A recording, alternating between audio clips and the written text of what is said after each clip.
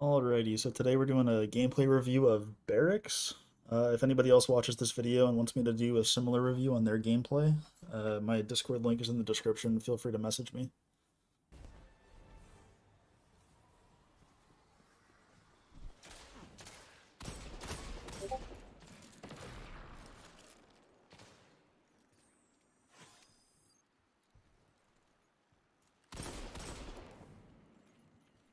Okay, so we're sitting here for a little bit too long. I really like the instinct to come and kind of get this quick angle on them coming out of spawn, especially since zone is kind of in that room. But as soon as this guy disengages from the fight, we need to be repositioning. So, right, coming here is that's a great thing. But this gap right here into the room with the zone, right? They can get through that before you can kill them with a hand cannon.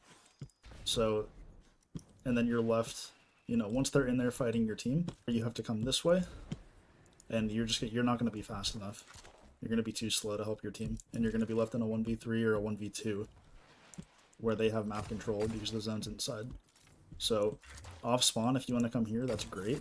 But as soon as this guy disengages, we need to be repositioning a little bit closer to the zone, get some map control.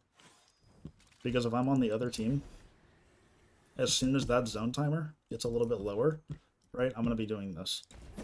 Crossing the gap, and that's you right there, and you're just going to be too slow, right? And then I'm in here shotting your teammates, whatever.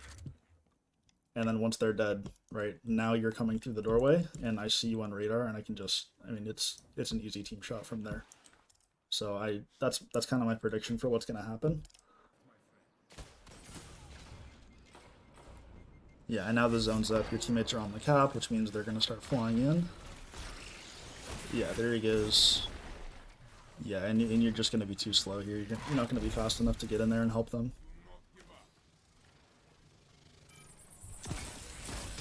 Alright, and that's a good trade, but yeah, all things considered, if you were inside, kind of on zone with your team, that round probably would have been a win.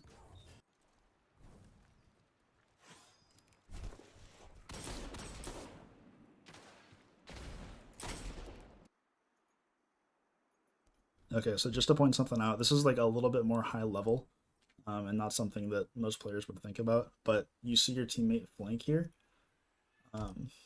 So he's flanking through hall.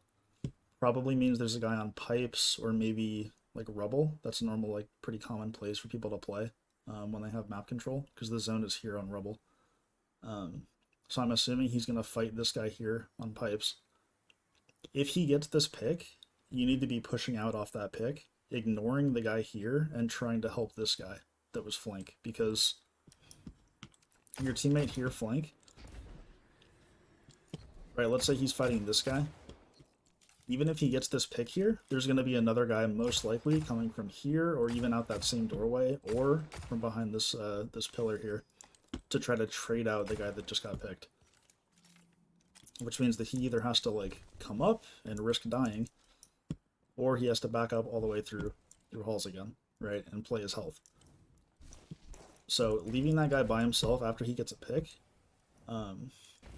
would be a mistake, kind of against better players, because better players are going to trade that guy out or at least nade halls so that he has to back up. So I would love to see you kind of like shoulder charging out maybe, and playing a little bit more aggressive off of the flanker's pick, assuming that he gets it. So let's see. Okay, yeah, so he got the pick. Other teammate died. Oh, and he got two. Okay, so that's great. Yeah, nice shots. So yeah, good round win. But against higher level players, this guy, the flanker is not going to be able to get 2 kills there. Right, he's going to get 1 and then have to either back up or be traded out, and that's kind of on you to clean up the round.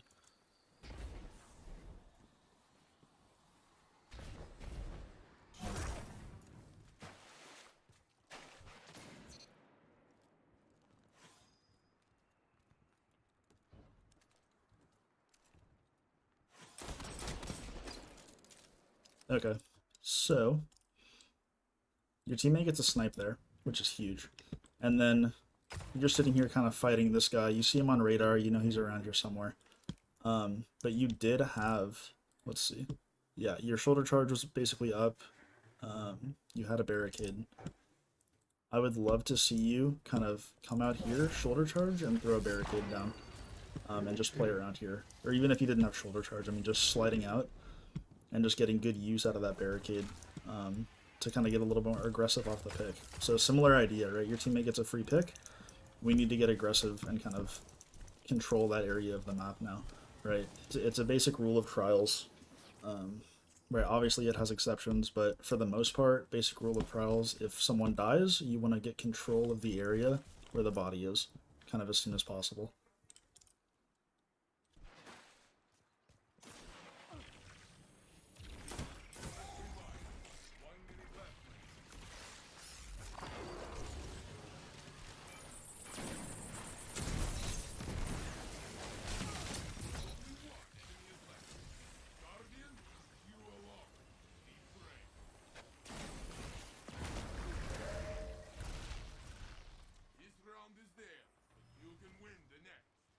Yeah, so you can see how, I mean, they were good shotgun kills, and that was a good job playing around your barricade, kind of in that garage area.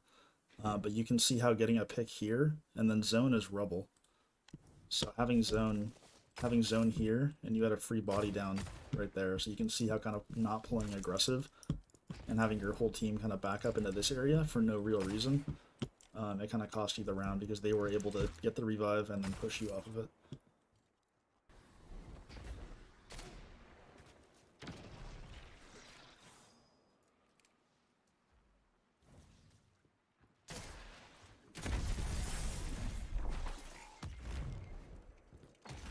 Alright, well, not your best grenade, but good job kind of getting out and playing life, getting your health back.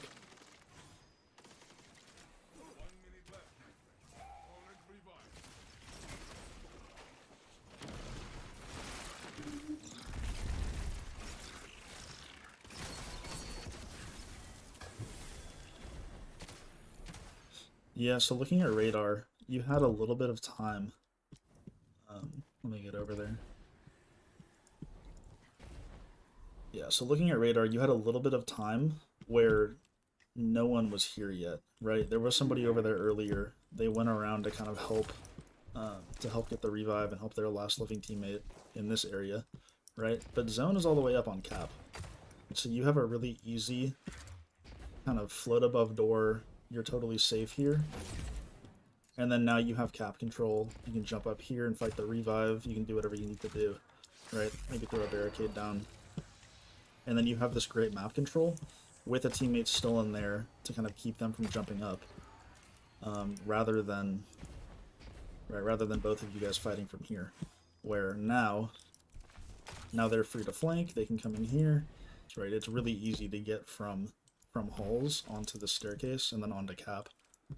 So I think coming over here would be really beneficial in preventing them from getting like map control.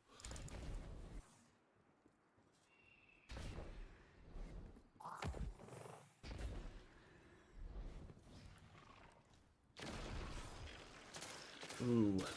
Ooh. Alright. Yeah. So, zone's here, and you have bubble before any of them have super, which means your only job this round is to sit in here, stall for as much time as possible until the zone is, capable, and then as soon as you see radar get close, right, you just throw your bubble down. Right? If you were going to peek this, though, like just in case they swap to a sniper or they maybe have a cloud strike, whatever, right? Slow peeking while ADS like this is a really, really bad move. Really easy to get sniped. So if you really want to peek, right, you haven't popped bubble yet, if you really want to peek this, I would kind of just suggest corner peeking, just to minimize the risk.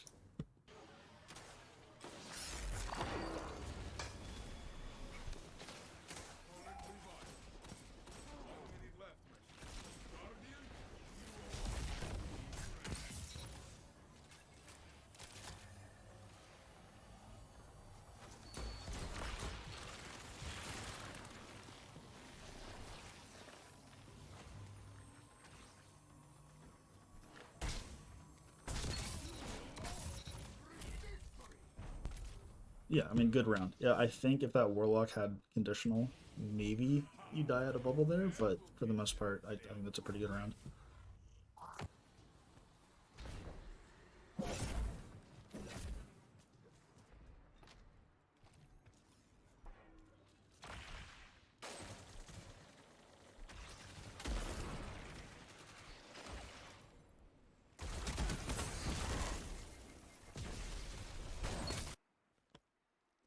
Yeah, so that's a great angle here.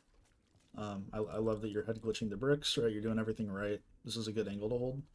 And then when you miss that first shot, you reposition, right? And that's great instincts as a sniper.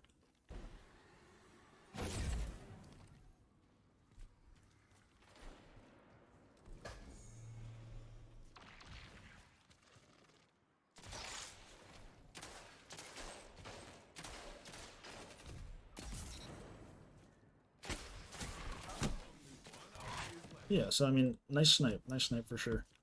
Um, I think you're a little bit close to this wall here while you're hard scoped. Um, kind of a higher level sniper tip. The closer to the wall you are, the harder it is for you to control kind of how much you're peeking at once. Right, so up here you can see I'm peeking the entire angle with my little strafe. Whereas if I back up and I'm further away from this wall, I'm strafing the same distance, right? But I'm taking less of that angle, kind of exposing myself to less. So let's say that there's two people here. There's one on this corner and one on this corner, right? I don't want to peek both of them. I want to peek just one at a time.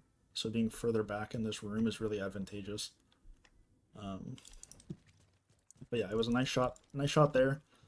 This guy that was still alive started shooting you with a 120. You knew where the cover was, and you instinctively kind of slid over there and tried to get behind it. And I mean, those are all good habits, right? That's all great. Um, yeah, my only little nitpicky complaint here is just whenever you're going for a sniper angle, the further back away from the wall that you're peeking off of, the better.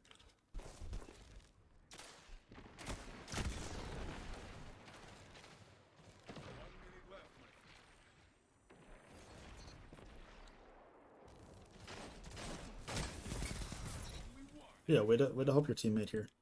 I think you were spending a little bit too long kind of looking for a snipe though. As soon as you missed the snipe on this guy here, I would have loved to see kind of a maybe slide shoulder charge and then right barricade, and then you have this nice little head glitch here to fight right in your SMG range um, with control of the zone, as opposed to right sitting back here. You're still kind of the zone is still up for grabs at this point if you're back here with a sniper out. So as soon as you miss this shot, right, whether your shot hits or not, I think coming in and fighting for zone and trying to get control of this area is a better play.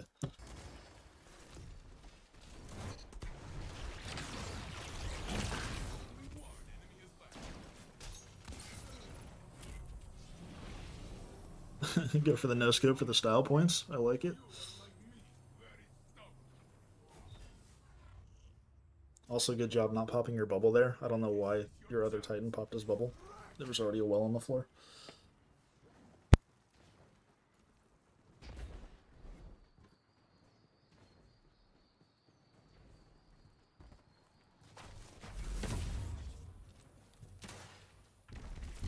Yeah, good job. Get it down early. Play it safe.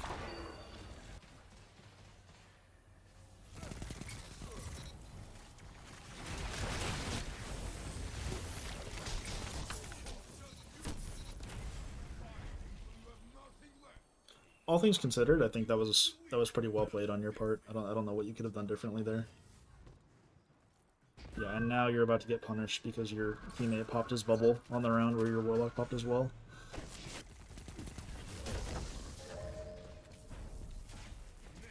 I think that's all the gameplay I'm going to review for now. Uh, Again, if anybody else watches this video and wants me to do something similar for their gameplay, just message me on Discord. It'll be in the description of the video. Thanks for watching.